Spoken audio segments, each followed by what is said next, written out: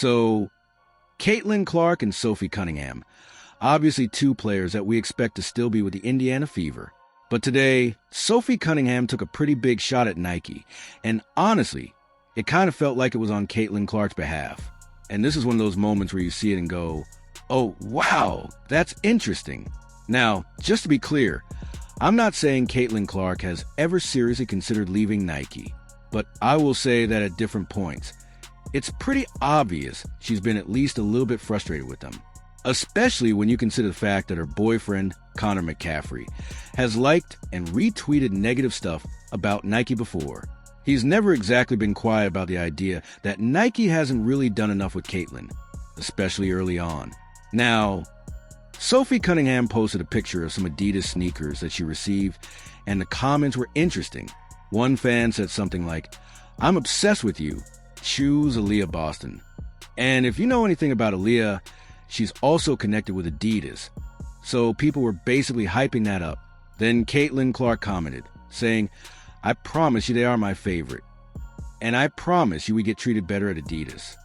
Yeah, that's a shot. That's a direct shot at Nike. Shots fired. And it kind of reminds me of that moment when Caitlin thanked Kelsey Plum, who's an Under Armour athlete, in a Nike commercial, which was already a little awkward. Kelsey ended up wearing Nikes again later. But still, moments like that don't just happen for no reason. This post had no official quotes, nothing serious. But it's still a very, very interesting interaction. I saw one comment saying, "Never thought I'd be happy to see Caitlin get cooked in the comments. But honestly, I'm not mad at Sophie at all. She's on our team. She's clearly someone who doesn't mind being honest.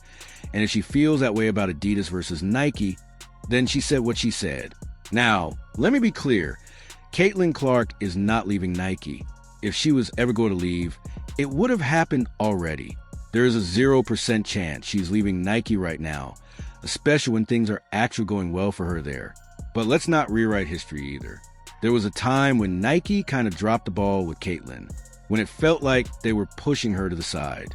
When Paige Buchers got her own merch line before Caitlin did, while Paige was still in college. That made a lot of people go, wait, how does that make sense? So yeah, early on, Nike absolutely did a bad job with Caitlin Clark. There's no debate about that. And anyone saying Nike handled her perfectly from the start is either lying or just being biased. The only people who defend Nike completely are usually the ones who also argue that Caitlin didn't deserve the hype, and that all the attention should have gone to Aya Wilson or someone else. And that argument just doesn't really hold up. So when Sophie makes a joke like that, we get treated better at Adidas. It's obviously playful. But with jokes like that, there's almost always a little bit of truth behind them. It's not just a random comment.